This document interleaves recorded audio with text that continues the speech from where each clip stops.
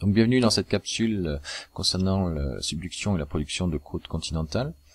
On a vu l'an passé en première S comment se faisait la production de croûte océanique.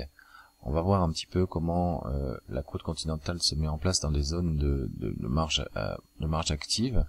On va reprendre dans les deux premiers paragraphes comment se fait la mise en place de la subduction et quel est le moteur de la subduction pour rentrer ensuite dans le vif du sujet, pour comprendre le magmatisme et le lien avec l'accrétion continentale.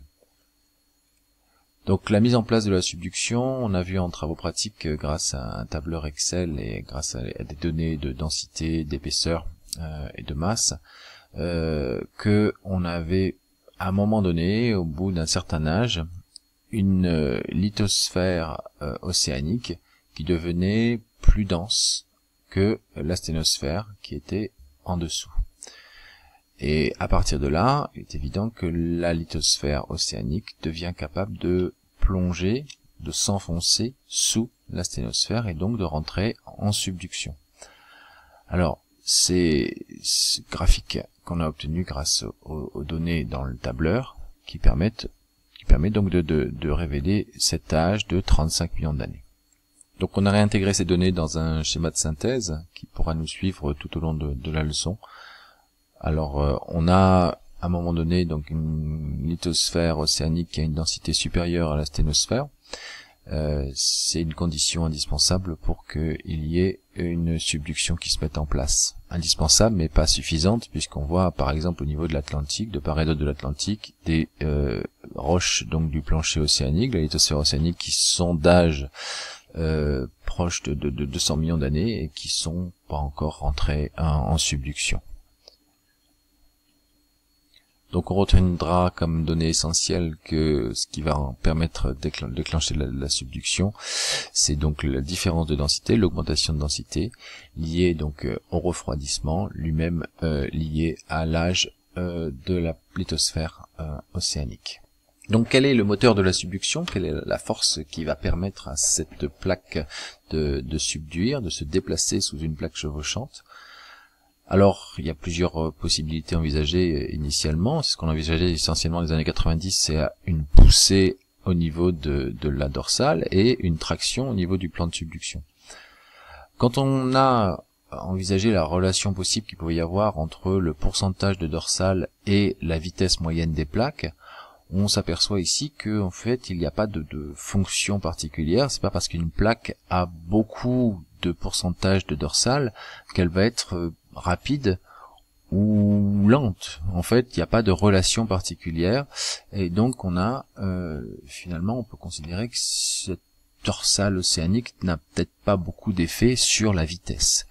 Contrairement à le pourcentage de frontières en subduction, où on s'aperçoit en fait qu'ici on pourrait intégrer donc et réaliser une fonction mathématique qui serait de cet ordre-là. Autrement dit, plus le pourcentage de frontières en subduction est important, plus la vitesse de subduction est importante. Ceci permet de valider le fait que c'est plutôt la traction qui va être importante.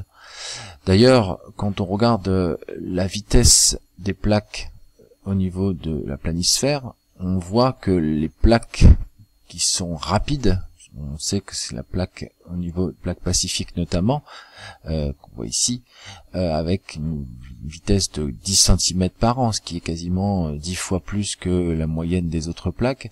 Eh bien, c'est la seule plaque qui va avoir une grande partie de ses frontières en subduction. Comme si donc c'est la plaque pacifique qui tirait, qui créait du mouvement au niveau donc de cette planisphère grâce à la traction. Alors ce qui est intéressant, c'est quand on regarde la densité des roches de la plaque qui subduit, on voit ici l'éclogite. L'éclogite donc qui a une densité supérieure à Alors qu'est-ce qui entretient cette subduction ensuite? Bien, on voit que la densité des éclogites, donc des roches qui se sont enfouies déjà à une certaine profondeur, une cinquantaine de kilomètres, est supérieure à la densité des roches qui sont au-dessus. Ça veut dire que plus la plaque va s'enfoncer, plus elle va devenir dense, et donc plus la force de traction va être importante. pour revenir sur un document précédent, on voit que les plaques qui subductent ont une vitesse largement supérieure aux plaques qui ne subductent pas, et c'est bien la force prépondérante qui explique les déplacements de plaques sur le globe. Donc on peut replacer maintenant sur notre schéma de synthèse donc la force de traction de gravitaire. J'ai ajouté dans la partie ouest une marge passive afin de poursuivre notre schéma et de le rendre le plus complet possible.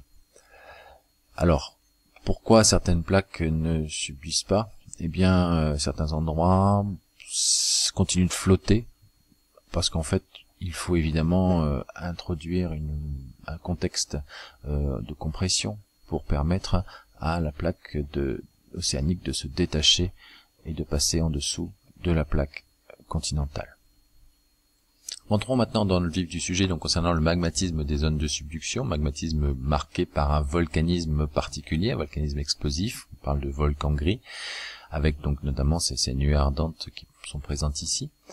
Ce magmatisme est intégré et visible en surface par un flux thermique qui est positif, qu'on oppose à un flux thermique plutôt avec une anomalie négative au niveau donc des fosses. Ce qui est assez intéressant, c'est que quelle que soit la zone de subduction qu'on va prendre, on s'aperçoit que le volcanisme se trouve à 100 km au-dessus de la plaque plongeante, quelle que soit la zone, quel que soit l'angle de plongée de la plaque océanique. Donc c'est ce qu'on retrouve ici avec ce schéma qui montre la position des différents plans de Benioff et leur croisement ici au niveau d'une zone à peu près entre 80 et 150 km qui correspond à une zone où il doit effectivement se passer quelque chose. Donc que se passe-t-il dans cette zone à une centaine de kilomètres en dessous donc des volcans? J'ai replacé sur le schéma quelques informations, donc notamment la partie donc hydratation de la croûte océanique qui va amener donc grâce à des réactions chimiques ici au faciès schiste vert, et ensuite j'ai replacé ici par enfouissement le passage au faciès schiste bleu puis éclogite. Donc la question qui se pose, c'est qu'est-ce qui rentre en fusion? Est-ce que c'est donc cette partie océanique donc avec ses gabbros et ses basaltes, ou est-ce que c'est la partie sous-jacente, la péridotite asténosphérique? Donc on a représenté sur ce schéma, sur ce graphique pression-température, le géotherme ici donc de subduction, donc la variation de température si on fait un transect vertical montrant la température, l'évolution de la température sous le volcanisme, et ici donc le solidus du basalte hydraté. Donc quelles sont les conditions qui permettent à ce basalte hydraté d'être entièrement solide, ou au contraire, si on coupe le solidus vers la droite, de commencer à rentrer en fusion partielle. On voit ici qu'il n'y a pas de croisement de solidus, donc le basalte, le gabbro, ne peuvent pas fondre dans les conditions actuelles au niveau des zones de subduction. Un autre argument qui permet de montrer que le gabbro ne peut pas être à l'origine du magma, donc au niveau des zones de subduction, c'est donc la quantité de silice qu'on va retrouver dans le magma, qui est toujours supérieure à celle qu'il y avait dans la roche initialement. Quand vous avez une roche donc qui rentre en fusion partielle, le magma qui se forme en premier donc par fusion partielle va être plus riche en silice. Et dans les zones de subduction, on peut avoir donc du basalte andésitique qui a une quantité de silice inférieure à 50%, alors que le gabbro a un pourcentage en silice supérieur à 50%. Donc c'est bien au niveau de la péridotite qui se trouve au-dessus de la plaque plongeante qu'il faut chercher, donc essayer de voir qu'est-ce qui permet à cette roche de rentrer en fusion partielle. Alors, si on reprend le géotherme donc sous le volcan, qu'on peut tracer ici grâce aux courbes sur le schéma, on va pouvoir retracer un géotherme de ce type. Voilà, donc lié ici, ceci étant lié donc évidemment au refroidissement donc par la plaque plongeante. On voit qu'il n'y a pas de croisement du solidus.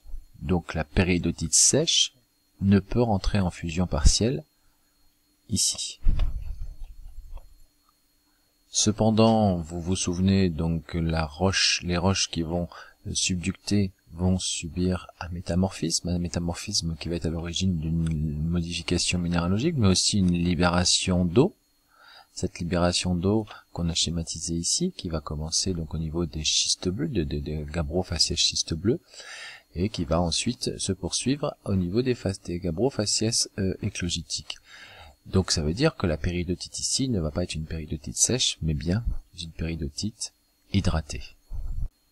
Et quand on replace donc le géotherme avec le solidus de la péridotite hydratée, on constate donc une zone où le géotherme traverse le solidus, ce qui fait dire que dans cette zone-là, on a du liquide, donc une fusion partielle. Toute la péridotite ne font pas, une fusion partielle qui va se mettre en place entre 150 et 80 km. Dans notre schéma global, on pourra situer à une centaine de kilomètres, donc dans la zone de péridotite hydratée, des symboles donc montrant cette fusion partielle et cette montée donc de magma moins dense qui va s'accumuler au niveau de la partie basale de la croûte continentale. Quand on s'intéresse aux différentes roches formées dans les zones de subduction, donc on va trouver des couples avec donc la rhyolite et le granit, donc l'andésite et la granodiorite. Quand on regarde la structure, on s'aperçoit que dans chaque couple, l'un a une structure microlithique, donc avec des petits cristaux en baguette, du verre et quelques gros cristaux. L'autre a une structure grenue avec uniquement des cristaux qui sont jointifs et qu'il n'y a pas de verre. Donc on a ici, de la même façon pour l'andésite, une structure microlithique et une structure grenue pour la granodiorite. On met en relation donc la structure avec le mode de formation. La présence de verre et de microlithe indique une formation en surface avec un refroidissement rapide, tandis que une structure grenue, comme la granodiorite ou le granit, indique une formation en profondeur avec un refroidissement lent. Quand on s'intéresse à la composition minéralogique, on retrouve des minéraux type mica noir, amphibole, dans chacune des roches, de ces 4 roches. Ce sont des minéraux donc qu'on dit hydratés, avec des radicaux OH qui sont présents dans la formule chimique, ce qui confirme l'origine de leur formation, donc à l'issue d'une fusion partielle de la péridotite hydratée. On voit aussi la présence importante de la silice dans leur composition, marquée par la présence de quartz dans certaines roches. Par contre, on peut noter donc pour la granodiorite et la rhyolite une quantité de ferromagnésiens qui sont faibles, et par contre une quantité d'alcalins, NaK, qui sont importantes. Donc on peut poursuivre la schématisation avec notre schéma global et essayer de comprendre ensuite pourquoi nous avons 4 types de roches, donc rhyolite, andésite, granodiorite et granit. En fait, on peut avoir différents types de roches parce que le magma initial va pouvoir évoluer. Il va évoluer parce que à l'intérieur de ces magmas, il va y avoir une cristallisation fractionnée qui va permettre un enrichissement donc en silice au fur et à mesure de l'évolution du magma, au fur et à mesure de la cristallisation de certains cristaux. Il va y avoir un enrichissement progressif en silice, jusqu'à ici dans l'exemple, ici 75% qui correspondra à de la rhyolite. L'évolution donc prend en compte cette cristallisation fractionnée qui d'abord commence. La première cristallisation se fait avec des minéraux qui sont capables de cristalliser à 1500 degrés, donc pyroxène, olivine, qui vont se déposer dans le fond de la chambre magmatique, et donc provoquer un enrichissement en silice, mais pas seulement, ça va aussi provoquer un enrichissement en alcalin et un appauvrissement en ferromagnésiens, puisque pyroxène et olivine contiennent beaucoup de ferromagnésiens, d'où une évolution qui peut amener à la formation de roches comme la rhyolite et le granit. Une autre évolution possible à prendre en compte dans l'évolution du magma, c'est l'acidification par contamination, puisque le magma va rentrer donc dans une zone granitique liée à la croûte continentale et va pouvoir s'enrichir en silice et donc s'acidifier. Donc l'évolution des magmas est un phénomène continu, ce qui fait qu'on va pouvoir avoir tout le type de roches intermédiaires. Pour finir ce schéma de synthèse qui résume beaucoup